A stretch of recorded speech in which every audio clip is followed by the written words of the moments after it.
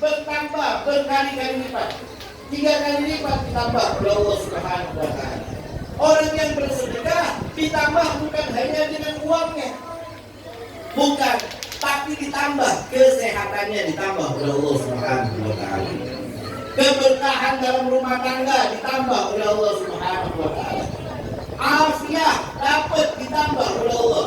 Orang yang sedekah, tapi orang yang pelit, Allah akan kurangkan nyawanya. Cerita di dalam kitab Irsyadul Ibad ila Sabilir Rasyad itu diceritakan ada seseorang yang ditakdirkan oleh Allah Subhanahu wa Ta'ala hari ini meninggal. Besok meninggal. Besok dia meninggal. Meninggalnya bangun tidur. Meninggalnya kapan? Bangun tidur, dia turunkan kakinya dari kasurnya, ya, dari kasurnya, di bawah kasurnya ada ular yang memetok dia. Udah ada ular di situ. Memang takdirnya ini orang mati dipetok ular. Ularnya di bawah kasurnya. Kalau zaman dahulu itu beda rumah zaman sekarang. Kalau zaman dahulu rumahnya memang dari tanah sudah bersatu dengan tanah, sehingga ular sudah masuk ke dalam rumah. Kalau sekarang kan enggak, tinggi dari jalan, diturap, ditehel, kamarnya bagus, jadi ular susah masuk. Zaman dahulu ular mudah masuk. Ular itu berada di bawah kasurnya, di bawah tempat tidur ini orang. Jadi kalau orang ini nurunin kakinya, kakinya sudah dipetok oleh Allah Subhanahu wa Ta'ala. Dipetok ular, meninggal nih. Meninggal. Udah. Hari ini dia ke pasar belanja. Dia nggak tahu kalau di bawah kasurnya ada ular. Nggak tahu. Pergi ke pasar belanja. Pulang belanja, dia lihat ada orang tua yang butuh bantuan, dia bantu. Ada pengemis yang minta sedekah, dia kasih sedekah. Dia bantu. Karena sedekah yang dia keluarkan semasa dia pergi ke pasar, sedekah yang dia keluarkan semasa dia pergi ke pasar, sebab sedekah yang dia kasih tadi itu Allah tidurkan ular itu selama 30 tahun. Artinya apa? Allah tambah lagi nyawanya 30 tahun. Ular itu tidur di kasurnya, di bawah kasurnya itu selama berapa? 30 tahun. Setelah 30 tahun berikutnya, ini orang lupa bersedekah, maka baru dia ditakdirkan oleh Allah Subhanahu wa Ta'ala meninggal dalam keadaan dipatok ular. Itu lihat, sedekah apa? Bisa menambang bala, mencegah datangnya bala, mencegah datangnya musibah. Ente sakit dan sembuh-sembuh. Dokter susah, dokter sudah, ke pabrik sudah, tapi nggak sembuh-sembuh. Agar Rasulullah mengatakan baru mardan obati kau punya sakit dengan sedekah. Ya. Sedekah kemana? Majelis ilmu, ke pesantren, ke masjid, ke musola, ke langgar, yatim piatu, ke janda-janda yang kurang mampu. Jadi jangan sedekah dengan janda muda. Nah, kalau janda muda, masya Allah sedekahnya banyak. Kena janda tua 50.000, janda muda 500.000. Ini muka-mukanya. Masya Allah. Ya. Kira-kira gitu enggak? Halo? Takut sama istri. Kita ini 11-12 saja Pak. Ada SK-nya. Masya Allah. Alhamdulillah. Oleh karenanya jangan pernah bakhil.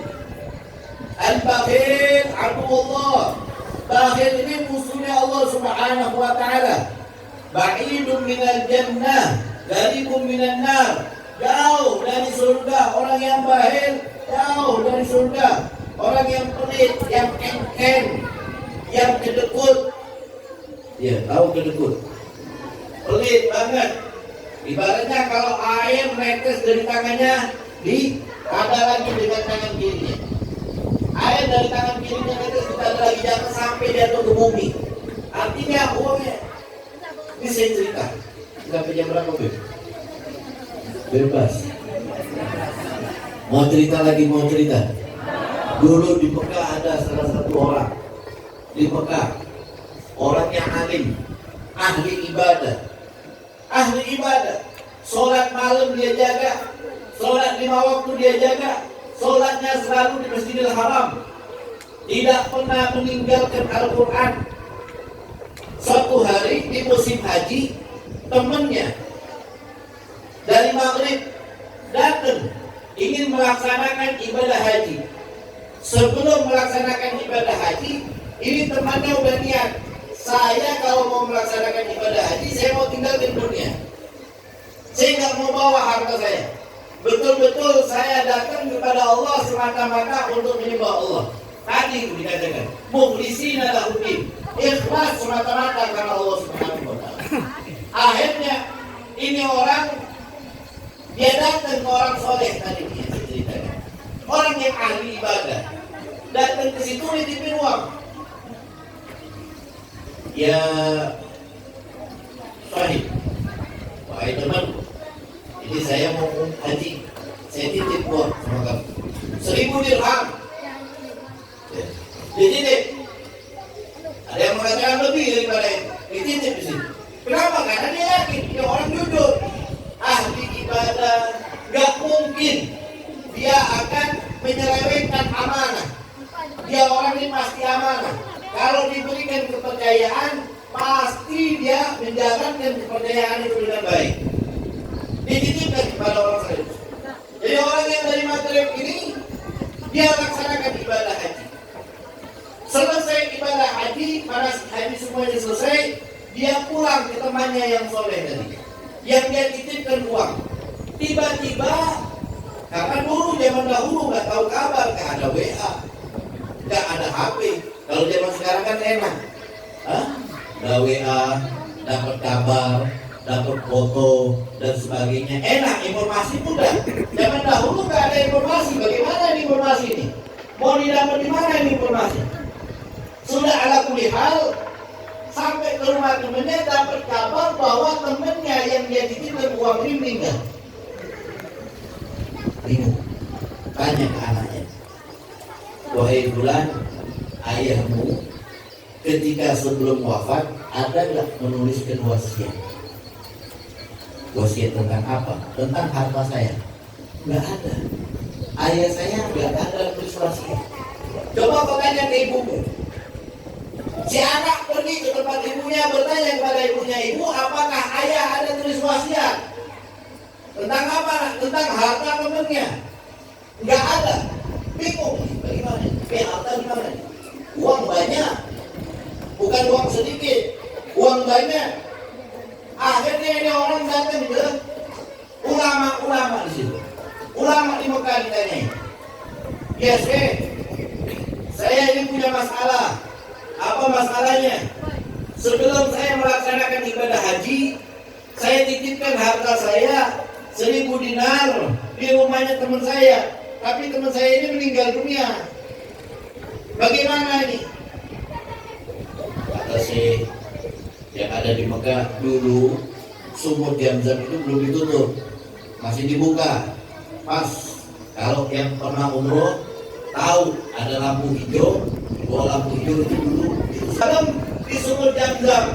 Kalau dia menjawab berarti dia di surga, dan tanyakan uangmu.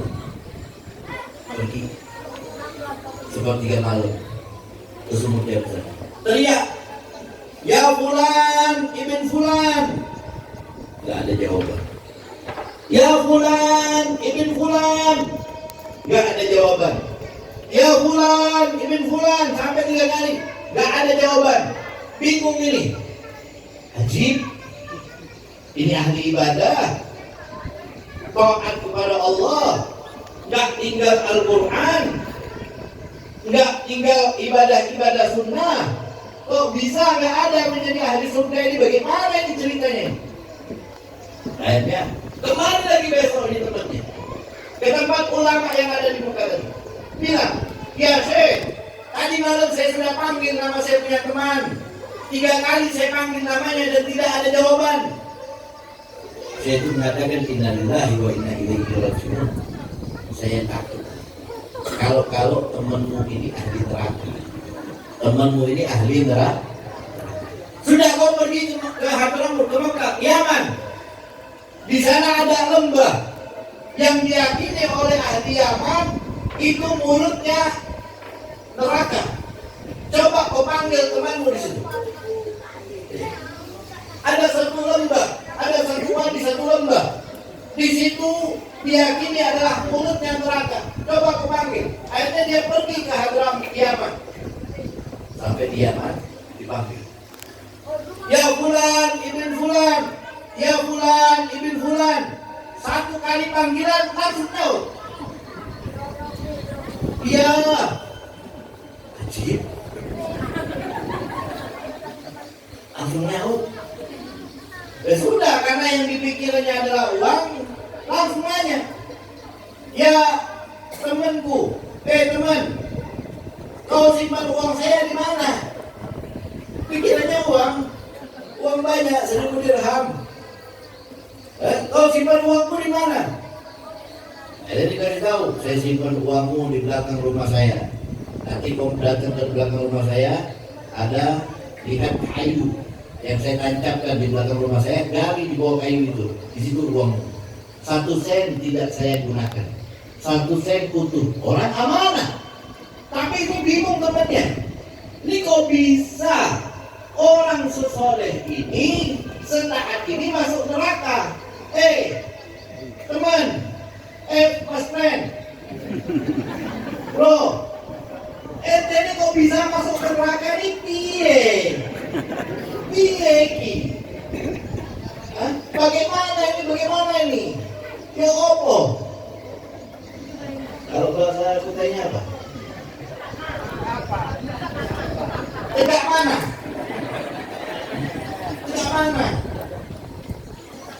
Kayak apa caranya? Kayak gitu ya? Memang harus cari kamus buat orang buta ya. Alhamdulillah. Bagaimana ini? Tegak mana ini? Kok ente ini bisa masuk neraka ini piye? Bagaimana ini ceritanya nih? Jadi dia bilang apa? Dulu saya itu punya adik saya ini miskin. Satu hari dia datang ke rumah saya, minta beras. Minta beras. Rumah saya super. Ini adik saya tiap hari minta terus kerjanya. Minta. Akhirnya saya bilang, kamu ini minta terus. Gak ada berasnya. Pulang kamu. Gak saya kasih beras permintaan adik saya. Nah, akhirnya dia pulang. Keluar dari rumah saya tanpa membawa beras. Sebab itulah saya dilemparkan oleh Allah di dalam neraka. Tuh, yang tetangganya minta bawang pura-pura nggak ada. Kadang-kadang orang kampung kan kayak gitu, minta bawang kecil, ada bawang kecil, ada bawang merah kecil, urut ada sempat muka tilai. Kan ada, padahal ada di dapur. Banyak lagi ya loh. Yang minta tarasi, kepandir kadada, cabe. Kamu minta laki kan apa? Kepada kadada laki itu 1 aja. Terus ada minta bang. Alham. Ini sebab apa? Sebab makanya jangan jadi orang engken, jangan jadi orang pelit. Kalau ada dengar orang minta sumbangan apa kek langsung kasih semampunya kita. Insya Allah kita akan diridhoi oleh Allah Subhanahu wa Ta'ala. Kan mau bertambah, hartanya mau ditambah. Yang miskin kepingin jadi kaya, yang kaya ingin hartanya bertambah dan berkah. Maka tidak ada jalan terkecuali kita dengan bersedekah. Mudah-mudahan dengan pertemuan kita ini Allah ridhoi kita semua. Allah ampuni dosa-dosa kita.